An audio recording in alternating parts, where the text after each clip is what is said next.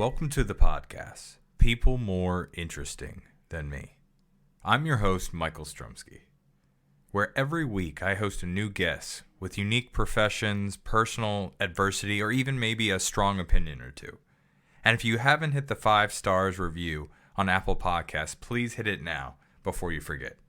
Running a podcast is a surprising amount of work, and more reviews converts into a wider range of future guests. This week, we have a remarkable guest who is passionate about empowering individuals with ADHD to take control of their lives through a unique approach.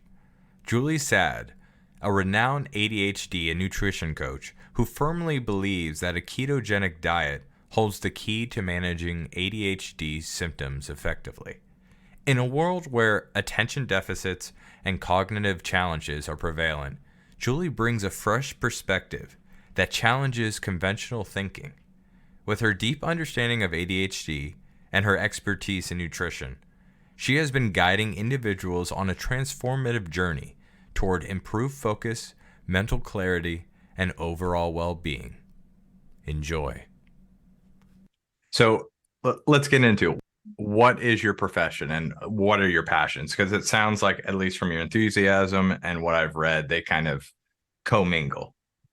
Yeah, for sure. So my profession is I am an ADHD and nutrition coach. So I help people with their ADHD who can't or don't want to go on medication. So we use more of a natural way of going about it. So that's my profession. It's also my passion. And I have other passions too. Other hobbies I have is belly dance. I don't want to say that cycling is a passion, but I have a long history with cycling. So that's kind of something that. So do you do that? Like, I'm a huge fan of like long trips. I do one. I like to do one for my birthday all the time. Is it more like long distance trips, or are we talking like Lance Armstrong type cycling? Yeah, I've done 2 bike tours. I did one that was all the way down the California coast and into Texas. Okay. And then I did another that was Alabama all the way to Columbia. And that's where I live now. So I got tired and I stayed. So, yeah. So what would be the reason, I guess, for someone to not go the medication route? Well, there are different reasons. So there is a group of people that don't respond to some medications. So usually the first line treatment is going to be stimulant medication that's recommended. Have you ever tried it? Yeah, I'm on amphetamine salts. So basically methamphetamines, I guess you would say. They're mixed amphetamine salts. Okay. Yeah, they are, what from my understanding, they're slightly different than methamphetamine, and you can actually get a prescription for methamphetamine if you don't respond to mixed amphetamine salts. That's the understanding I have of it. Mm-hmm. So there's a group of people that don't respond to it at all, and don't respond to non-stimulant medications. That is so surprising to me. It's because it's working for you then. Yes, it does. Okay, got it. Yeah. So some people don't respond at all. It's just the way it goes. And then other people are told really not to take it, sometimes in the case of high blood pressure.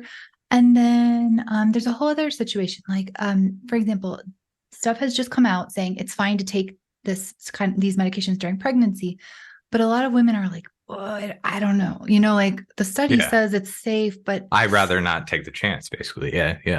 Yeah. And it's tricky because then they go off their medication and they're struggling quite a lot, because they're also dealing with pregnancy on top of it. So it's just like, there's this thing called pregnancy brain where it just feels like it's not working. The brain's not working like it should. And if you already have a stressed brain from having ADHD, we tend to have more stress than the average bear.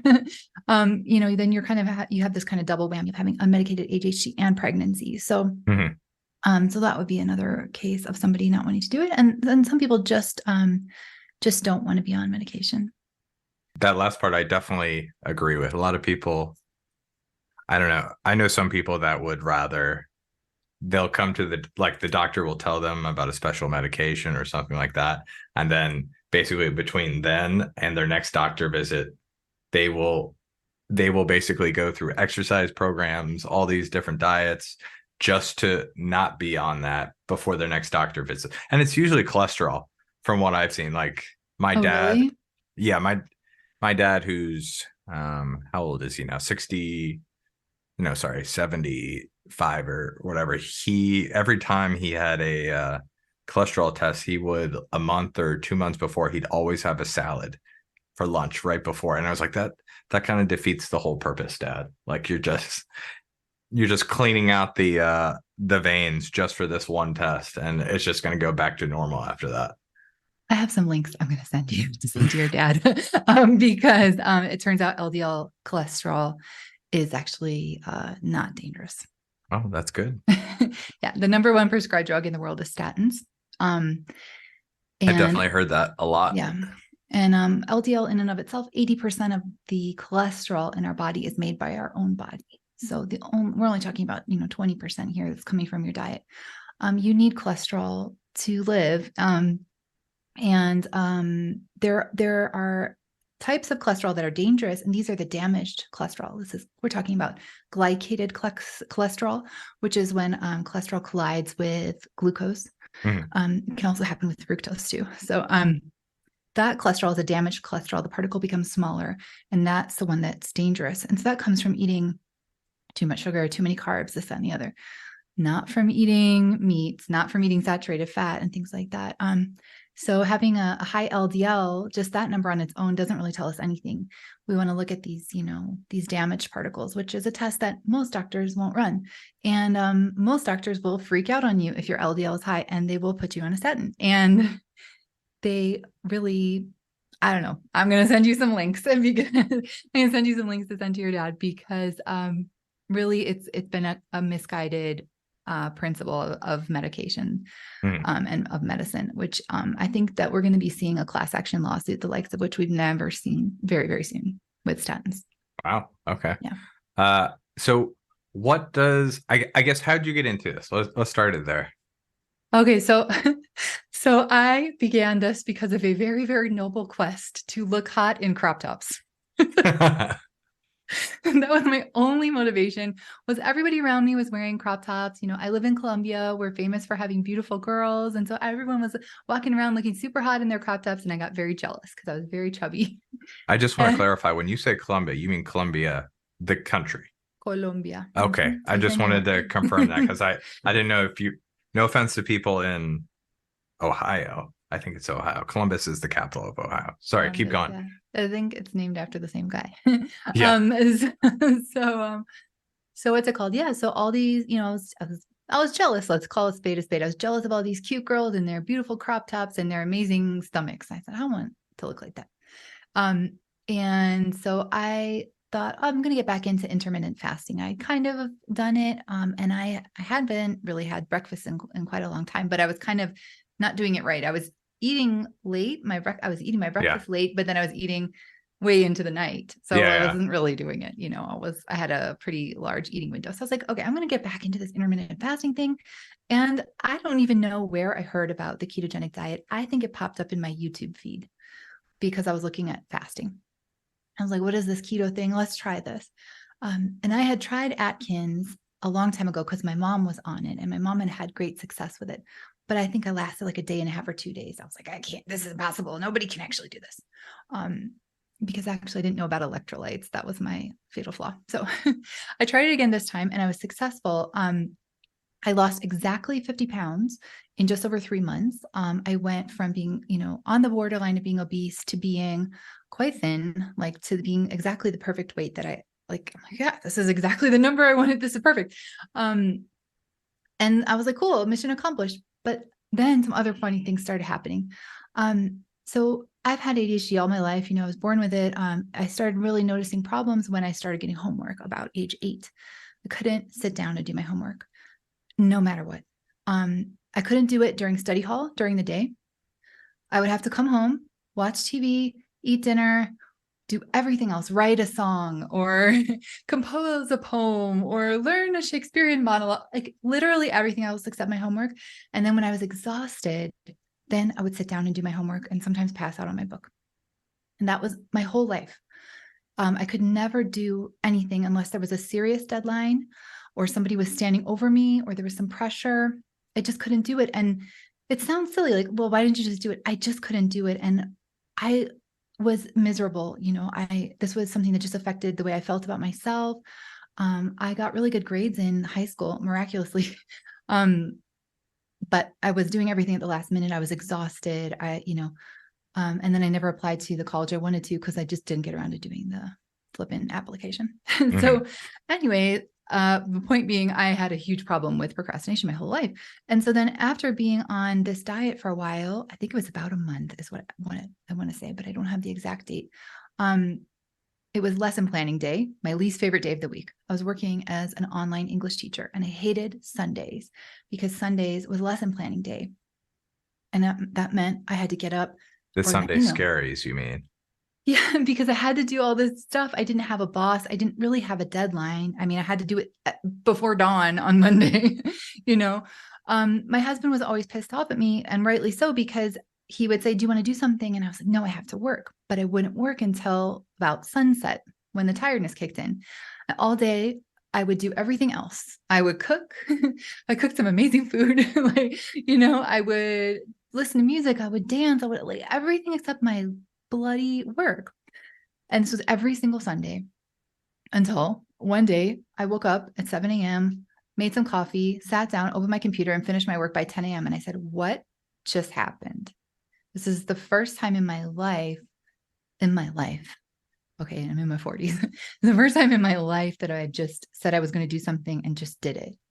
What is going on? I was like, okay, that's not ever going to happen again. And the next Sunday it happened again. And the next Sunday it happened again. And I was like, what's going on? Is it because of this diet? I started looking into it and researching it. Now, there's not a ton of research specifically on ADHD, but there is a lot of research on epilepsy, for example, and seeing what happens because keto was invented for epilepsy. I did see that study on the lab mice that, one of the studies they did because they were tying schizophrenic, how the brain works with people with ADHD, right? In mice or in people? I just saw the one with lab mice. I should have digged a little bit closer, but keep going. Because there are case studies of it reversing schizophrenia in people who have been completely dysfunctional. Let's just call a spade a spade. They couldn't leave their house. They were afraid to leave their house, because especially in the case of paranoid schizophrenia, you think someone's following you.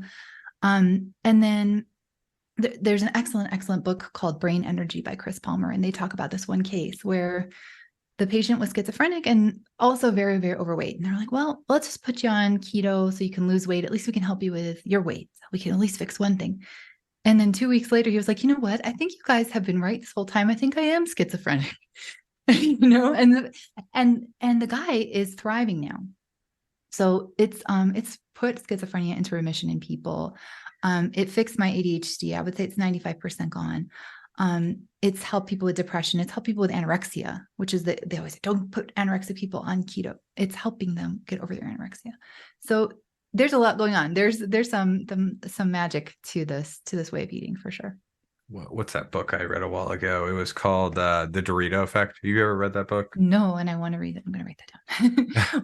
What's it about? It's a hard read in some chapters. It's talking about the US and how it's a give and take with the food system. As the population got larger, we had to scale up food. So one section is talking about how started breeding chickens for more muscle. They're packing them in, feeding them not what they were used to, grasshoppers and seed on the ground, whereas now they're in cages. They're in those large containers. They all eat grain and stuff like that to bulk up their muscle. And they were talking about how they have a really good example of this. Man was saying that he's never had something as good as his mom's, I think pot pie or chicken and dumplings or something like that. Mm-hmm. And his wife had tried for 20 or 30 years to make this chicken, but could never succeed. So one time she gets a chicken, a boiler chicken from a not an organic farm, but a farm where the chickens aren't caged up and they're what's that song I sing to my son? Old MacDonald? Old MacDonald, yeah. It was one of those farms. And so she cooks up this chicken, just like the recipe had said, cooks it up, and he's like, this is it. And the book also talks about Doritos, how Doritos, artificial flavoring, had come to this amazing thing, but led to all these artificial, this is what strawberries taste like, but they don't actually taste like that in real life. So it's after a certain time, people think this is what strawberries taste like if you don't actually eat them. Mhm. It's a very interesting book because they bring up stuff like sheep knowing like what nutrients they want by what bush they go to, or like their body is telling them what they need. I definitely Mhm. recommend the book if you haven't read it because it brings up a lot of uh like I said, I don't know if it was the right idea, for example, to do that with raising chickens because I mean in some respect nobody's starving, but what did I hear? That more people are dying from obesity than they are starvation. So It's kind of messed up. Actually, I in the forgot to US at say about least. that. In Yeah, the US it's at least. yeah, and many other countries too. And the thing that a lot of people don't realize is a lot of times, well, first of all, let me just say this about obesity. It's most of the time not your fault if you're obese. And that's something that we hear in the messaging all the time. You're, oh, it's your fault. You didn't exercise, you ate too much, da da da. Usually it's not because of that. It's often, often you are actually malnourished.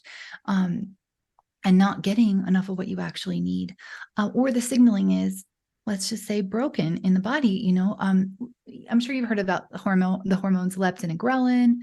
Ghrelin's the one that makes us hungry, and leptin's the one that tells us that you're good. I've So heard of them, but I had no idea what they do. yeah, and so for example, leptin is the satiety hormone, and it comes from our fat. So when it's working right, you have a little bit of fat on you, and your body goes, okay, you got enough fat. You don't have to be starving. But when that signal is disrupted, your body thinks, oh, I have, little to no fat. I'm going to die. I'm starving. And so this is where, one of those reasons is we hear about insulin resistance all the time. Another thing that exists is leptin resistance. You can be resistant to leptin.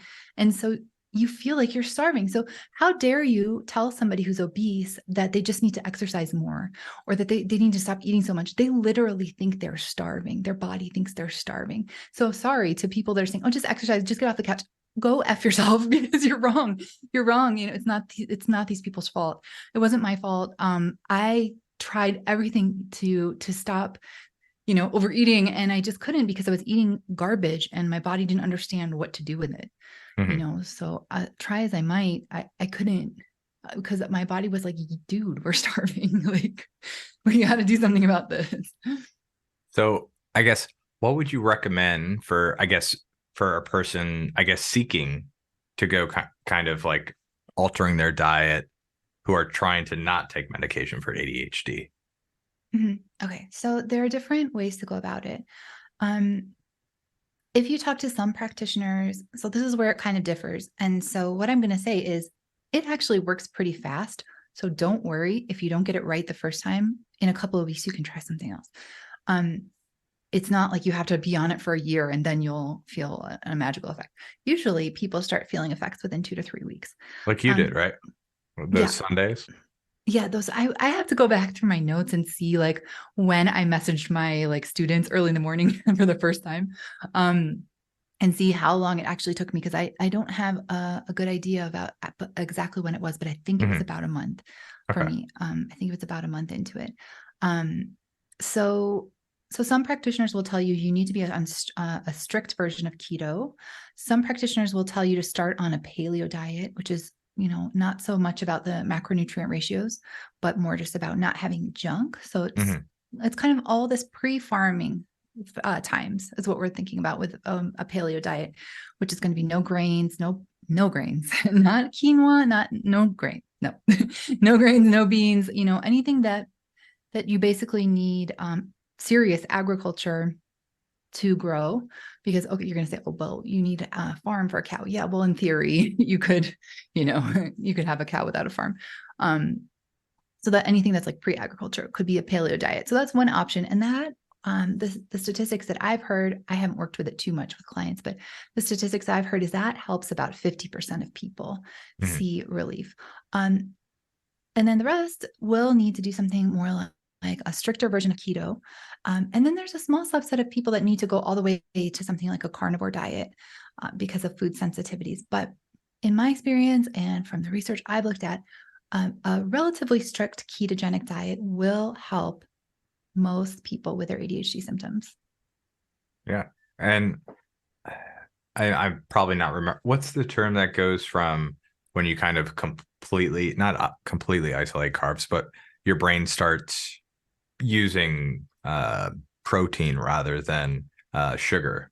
What's that Your process? brain starts using ketones. It's called ketosis. Ketosis. Yes, that's it. Okay. And your brain starts using And ketones. what is that actually like? Because I've always thought of it like,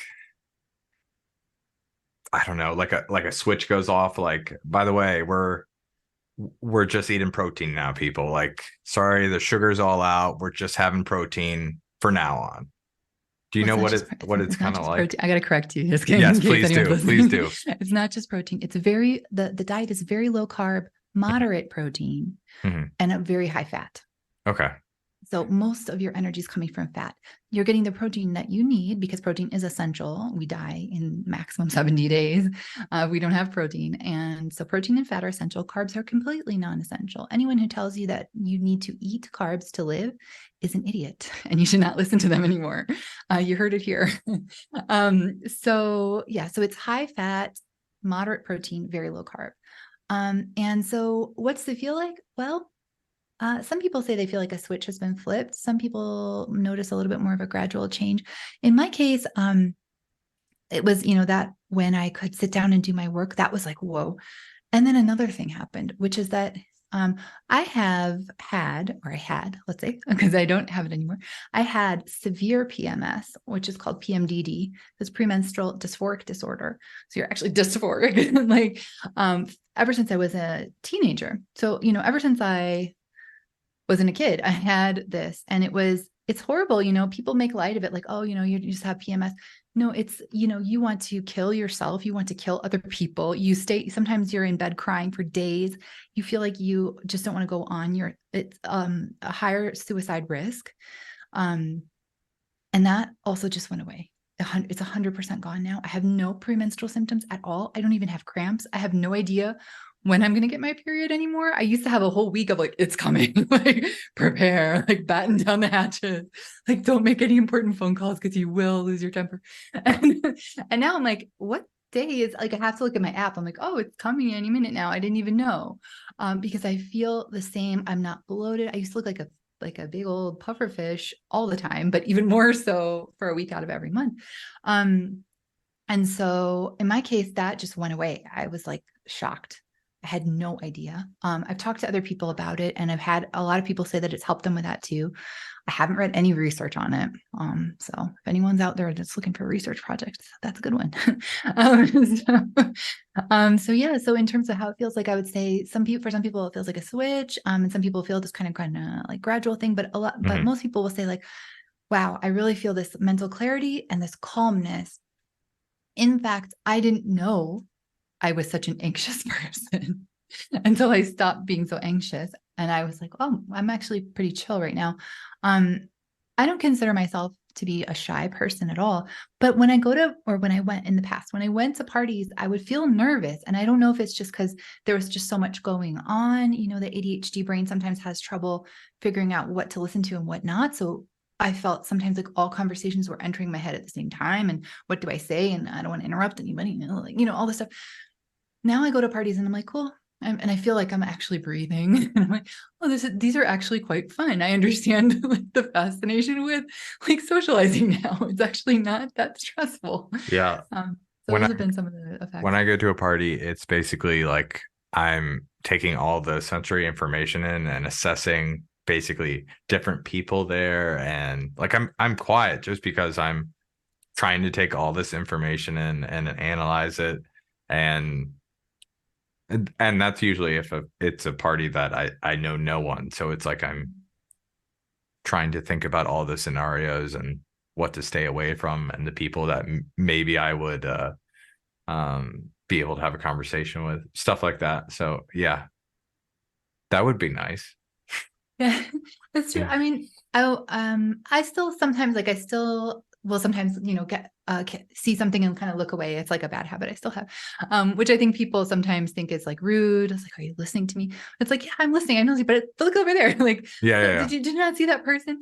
And I'm one of those people. I can always find a four-leaf clover if there is one to be found. I will find it because I just kind of have that way of looking around a lot. So that's something I have to, I'm going to do an experiment next time I go to a party and see if I'm still doing that. But I feel like I still kind of do that sometimes if someone's talking to me and I see something over there, I'm like, oh, what's that? But other than that, I just feel much, much, much calmer, and I'm able to do things. And it's kind of weird, because I lived my whole life not really being able to do what I wanted to do. And so now that I can, I'm like, oh, well, damn, what do I do? What do I do? Because the things that I put on my to-do list are actually going to get done. So now I got to actually put good things on there. Whereas before I was like, oh, let's just put this on. None of this is going to get done. So who really cares anyway? Now I'm like, no, let's put some decent stuff on here because I'm actually going to do it. So it's been almost like, I don't want to say being reborn. That's like kind of dramatic, but it's like learning to do a lot of things over again because now I actually feel like I can do them. It's kind of weird. And I'm like, this is pretty easy. Like all y'all people that don't have ADHD, like, I don't want to hear any complaints. You have it pretty easy. I'm joking, of course, but that's kind of how I felt. So what's a success story? Obviously there's yours, but someone that you've dealt with that you've kind of done the same for. Can you share one of those? Yeah, for sure. One person that I've worked with mentioned that they had a lot of success in their relationship. And it was it wasn't like the main reason that they came to me. You know what I mean? They came to me for what we would say are kind of these more, I don't know, I want to say kind of typical things we deal with ADHD, things like procrastination tends to be one of the big ones, right? So they came to me more for work on procrastination and just kind of having mental clarity. And then as a surprising side effect, they found that they were no longer fighting with their spouse all the time. And it wasn't even a goal, and it wasn't something to even necessarily put any effort into. It's just that, their brain wasn't so stressed out anymore. And it's something we don't realize if we live with it all the time, but we are on kind of stress mode like most of the time. There's a lot of research about cortisol in the ADHD brain. In some cases it's too high, in some cases it's too low. So in some cases we're under stress, in some cases we're attracting stress because we almost need it. So we have a crummy relationship with stress. It tends to find us and we tend to seek it out too. And so obviously that's going to play into everything. It's going to mess up your sleep. It's going to mess up your work. It's going to mess up your relationships. And so in this person's case, it was really cool because I was like, oh, it's like, come for the mental clarity, stay for the marriage repair. Like, Yeah, you charged extra, right? No, it's like a bonus. And something that I say that when I talk about these kind of, therapeutic diets, such as keto, paleo diets, carnivore diet, it's like those machines where it's it's like a claw, those claw machines, and you get like the stuffed Yeah, animal. you're not just getting one, you're getting three different things when you Yeah, pull it it's like out. it's like that. I've seen That some that never are, happens, by the way. Oh, you might be thinking of the candy ones, maybe, where yeah, you can just take a whole bunch. I've seen some that are rigged, but I'm trying to think of like maybe that's not the best metaphor because sometimes you don't get anything. But it's like okay, it's like those scratch off I tickets. got it. Okay, Vending tell me. machine. You know how Yeah. like you see like maybe a Twix bar leaning over, and then you're Uh, like, oh, maybe I can get two for that. So you put it in, and then you get two Twix bars for the. I'm not a Twix person, but like if it's dangling, I can get two for one, like you say. it's it's true. It's like we're gonna have to work on the metaphor because it's similar to that too. But it's like I feel like everybody's a winner, like you're gonna get some benefit out of it. And it might be exactly what you wanted, and it might be something you didn't even know you needed. In my case, it was like, oh, I'm actually calm. I didn't even know I needed to calm down. Now I know, and I'm calm. Cool. So it's like a surprise. It's like so many things clear up. My other favorite benefit has been sleep. So this is embarrassing really, but I spent my entire life never feeling rested, ever. And it was horrible. For example, when I was in school, my parents had to just drag me out of bed. I started pretty much every day of my childhood with a fight, because I couldn't get out of bed, and my parents didn't understand, and I was just exhausted. I was going to bed super late. I wasn't sleeping well, and I just couldn't get up. And my whole life, I was like, oh, that's just life. People are just always tired. That's just how it is. And then probably about a month into keto, one day I just woke up and I was like, oh, I feel great. Like I actually feel rested. Like, what is this? I feel rested. And as I went through the diet more and more, I noticed I'm sleeping about an hour less than I used to, and I feel great.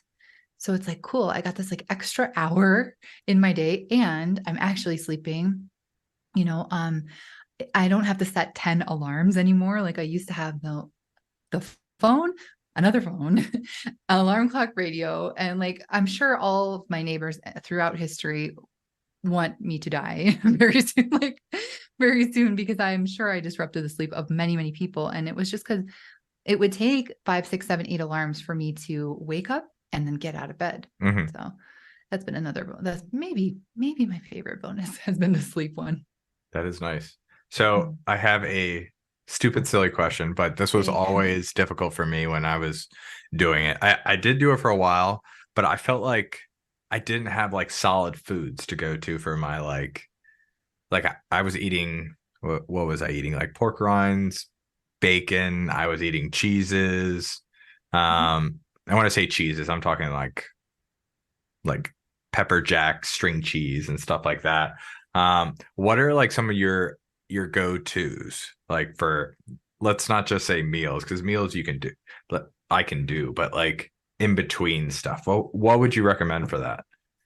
Okay, well, it's an interesting question because actually, I don't really snack very much anymore because I always try to eat a lot at my meals.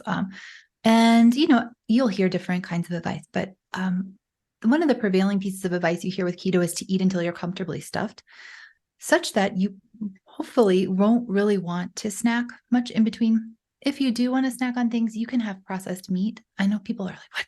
Processed meat? How could you? I was listening to a lecture by Dr. Sean Baker. He's a brilliant guy in the carnivore space. And he was saying that one of the foods with the most bioavailability of nutrients is actually bologna. And here we always think like, oh my God, processed food. No, no. Yeah, processed carbohydrates are really bad for you because it's just a sugar blast. Although, non-processed carbohydrates still spike your insulin quite a bit too and spike your blood glucose. But um, so processed meats, unless they have a lot of crap in them, are really not a food to be demonized, you know. So you can have processed meats. I have like hard boiled eggs on hand sometimes. I'm weird because I don't like cheese, but you could snack on cheese. Cheese is one of those, you got to watch it. If you find that you're binging on cheese, then you're one of the people that can't have cheese. Sorry. You can't have cheese. And then, you got to watch it or figure something else out, maybe try it for dessert or something like that. Mm, But there are some people, and I've noticed that happens to me with yogurt. Like I mm, could be stuffed and yogurt will still enter. So I've noticed that like, okay, I gotta watch it on the yogurt, personally. Even when it's my homemade, like super fancy yogurt with this like weird bacteria that I bought on the internet, I can still like really polish it off. And so that's something I noticed. Okay, maybe that's not the one for me. But some people do just fine with cheeses and and most types of dairies. We're not supposed to be drinking milk on keto. So we want to have, the cheeses and full fat dairy, nothing mm. reduced fat kind of thing. Yeah, Um, like the Greek yogurt. yeah, just make sure it's not reduced fat, and doesn't have any weird stuff in it, like artificial sweeteners or whatever. Um, so other snacks you can snack on nuts, although most of the time you will hear people say to have them as a dessert because those are another one that you can really chomp on down on, even Yeah, if you're that's going to be hard to tell people. Like, hey, dessert, we're having nuts. Some people will be like, that's crazy. Like, you're going to have me eat nuts? Yeah, I would have said the same. I would have said I was an absolute sugar addict. Absolutely. And just I couldn't I it was either zero cookies or the entire box of cookies. I couldn't The say whole I sleeve. multiple sleeves. Um, enough sleeves for like an octopus's sweater, okay. So yeah, so in terms of snacks, my default answer is By the while way, that you're was really funny. I was just rethinking how good that joke is. More sleeves than an octopus's you say blouse or sweater. sweater. That's Yeah. good. I really like that. That's funny. Sorry, keep going. It's okay. Yeah, so I would say something like probably you're not going to want to snack. If you do want to snack, maybe you're not eating enough. So maybe eat some more. But if you want to snack, try to do something like eggs. Um, you can have, some leftovers. What are some other snacks that I have? Nuts, if you're not going crazy with them, but again, try to keep those more towards dessert. Beef jerky, things like that, any kind of beef products. I would recommend staying away from most of the keto snacks. And like the things that's like sweetened with blah. And it's like, what Yeah. is what is this? We still don't know exactly what those things do to us. There's all kinds of conflicting. If you want to, get in a fight on the internet, go start talking about artificial sweeteners or non-nutritive sweeteners. People will tell you Or all net different things. carbs, right? Or yeah, net versus total Isn't carbs isn't is a net big carbs debate. kind of like just like a advertisement ploy? Like when they say net carbs, it's like fiber minus carbs or something like that. I'm like, I never go by that. Or is that actually a backed thing? It's tricky. It's that's another tricky one, and also we have to be careful. Depends where you are, because Okay. this is in the like using the U.S. systems. In I've heard, and I haven't paid too much attention to this, but I've heard that in other countries they do it a little differently. But Mhm. talking about net carbs and things like that. So this is another one that the jury is kind of split on. Some people will say, just do net carbs, which is carbs minus fiber, and I think ostensibly minus sugar, alcohols and things like that. But I don't eat sugar alcohols because they make me sick. So carbs minus fiber. And then some people will say, no, you need to count total carbs. So there's room for interpretation, experimentation there. When you talk to most people in the mental health space, they will tell you to go by total carbs. I will tell people usually, let's try it with the net carbs And see and let's how it see. reacts. Yeah. But I'm going to be like, this is what I say, like, hey, I'm going to be nice and I'm going to give you these net carbs, but I don't want you eating crap. I don't want to see that you ate some bar that said it was 0 carbs because they added a bunch of crap in. Like, that doesn't work. You can't eat, like, you can't drink like a Coca-Cola and then have some Metamucil and expect it to cancel it. That's not how it works. Yeah. So that's why I was like, if you're going to be having these snacky things that I don't want you to have, then we're doing total carb. I'm sorry. Otherwise, we can try net carbs. Because especially if you're eating, if some people really like to eat vegetables, and so it's going to be okay most of the time. The fiber in the vegetables is gonna make a difference. Most of the time, and in a natural food, in a not natural food, total carbs. Yeah. Okay. I think we've gotten to our final question. Uh, what is something that your parents did that you'd like to pass on to the next generation? And what's something that you want to do differently or do completely new that your parents would never have done? Oh my gosh, this is a really difficult question. So let's see. So my father was an immigrant from the Middle East, and my mother grew up on a farm in the Deep South. So I grew up How eating. did they meet, by the way? They met in a hospital in Cleveland. So my mom moved to Cleveland looking for work. My dad wound up in the US because he came there to study, and then the Lebanese Civil War broke out, and he was like, I'm going to stay here. Man, that's interesting. That sounds like a love story movie type deal. Sorry, keep going. That's a good kind of. So they met at a hospital. Their first date was a 1-year-old's birthday party. Wow. My dad conned my mom into going. He was like, he played dumb. He was like, I need a birthday present for a 1-year-old girl. My mom was like, oh, well, I got you. I got you. Don't worry. And my mom is such a perfectionist. She went and bought a gift, wrapped it. Like, my mom always wins the blue ribbon in any flower competition, flower arranging competition. She's like a perfectionist. So she wrapped it immaculately, and she was like, here, I got you this, and I wrapped it. He's like, okay, good. Now come to the party with me. And she was like, okay. And that was our first date. And and the rest is history. So let's see, something that they did that I would like to do. Well, I would just say that probably the thing that I most learned from my parents is industriousness, and hard work, and having a strong work ethic. I mean, they, in their cases, they didn't have a choice. Like, they both came from, pretty difficult circumstances, and so they had no choice. So I just grew up thinking, well, that's just how it is. You just work, like, that's normal.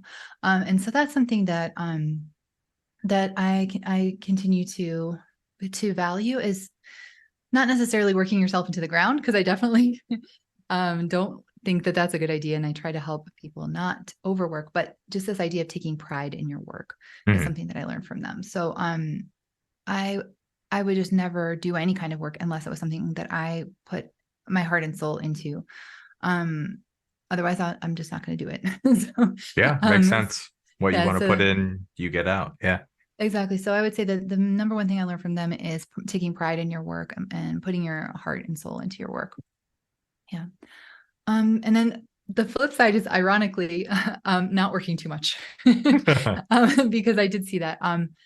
I definitely saw my father do that. He had 4 careers simultaneously, not jobs, careers. He was, he was one of the most talented vascular surgeons in Cleveland. He also had a development company, a real estate development company, a real estate management company, and he was a day trader with stocks. And he was very, very, very obsessed with success, very much so. And I think to the detriment of his health, definitely. He was a vascular surgeon, and here he was, obese, 2-pack-a-day smoker, heavy drinker, short fuse kind of situation. And I never went on vacation with him unless it was to go to a medical conference. So this is somebody that he had a joie de vivre about him, but he was just working too much. He worked way too much. I don't think he enjoyed his life as much as he deserved to.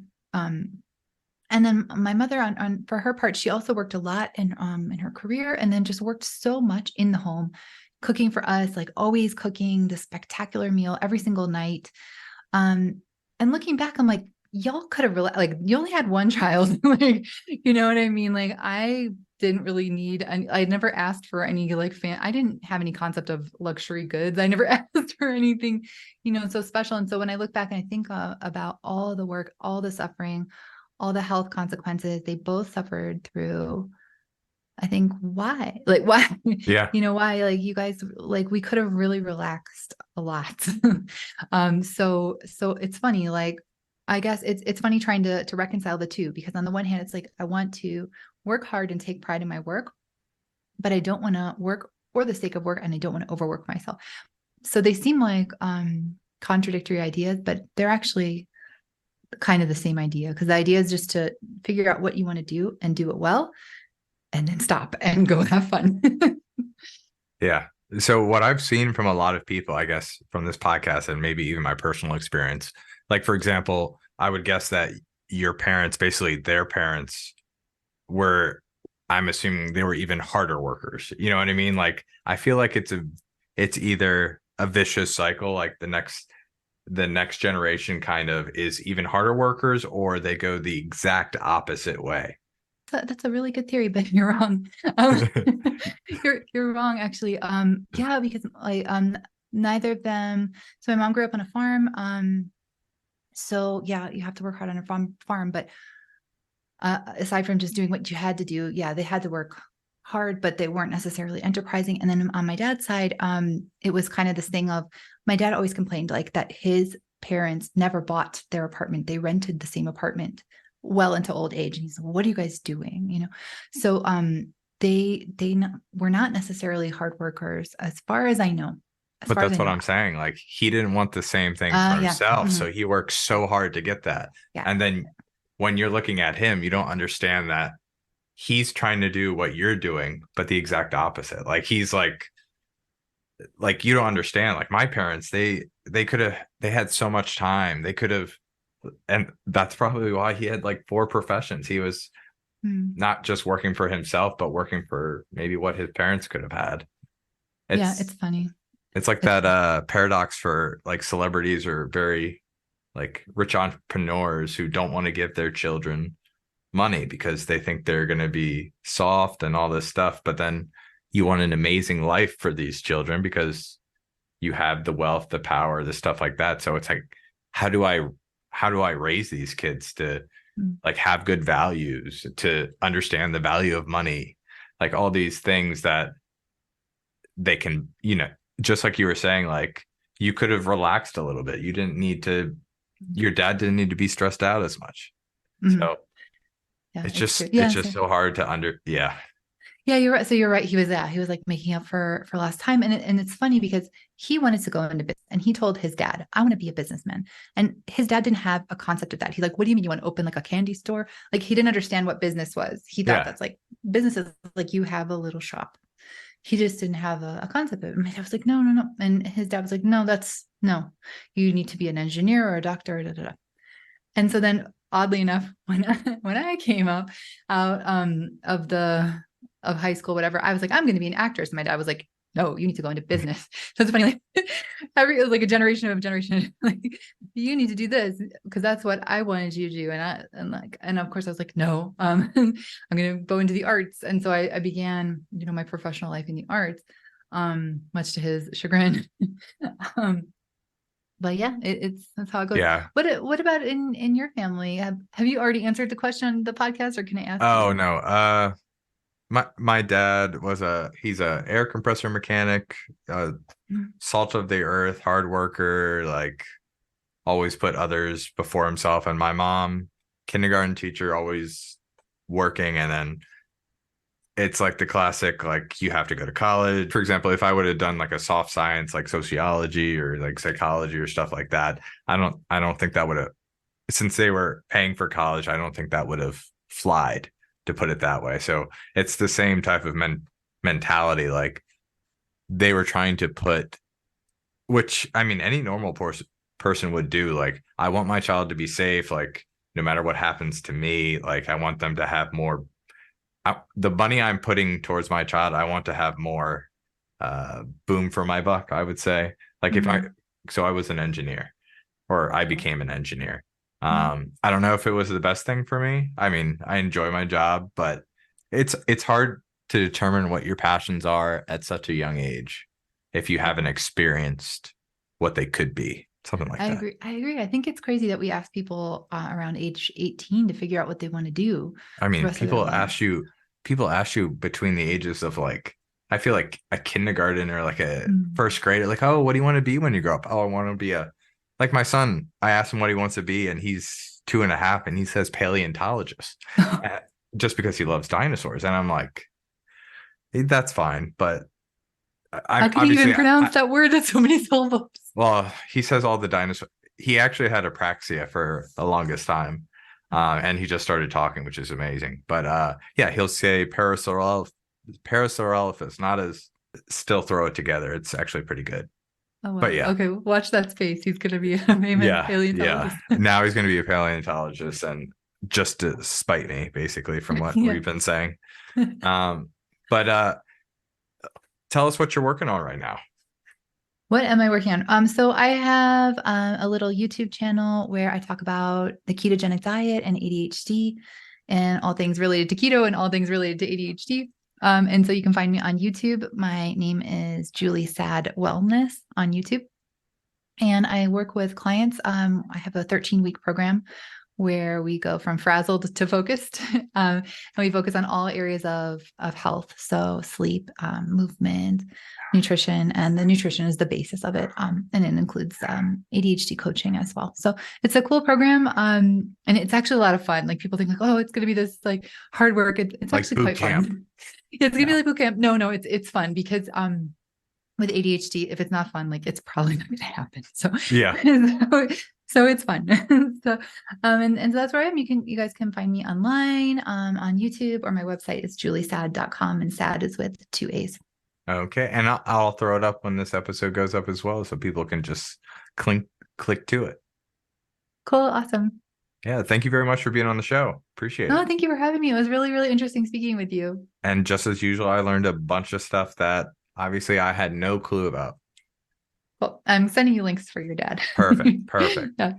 Well, have a good night. Thank you. You too. Okay. Bye. Bye. If you like this week's episode of People More Interesting Than Me, please follow me on Apple Podcasts so you won't miss out on more episodes like these.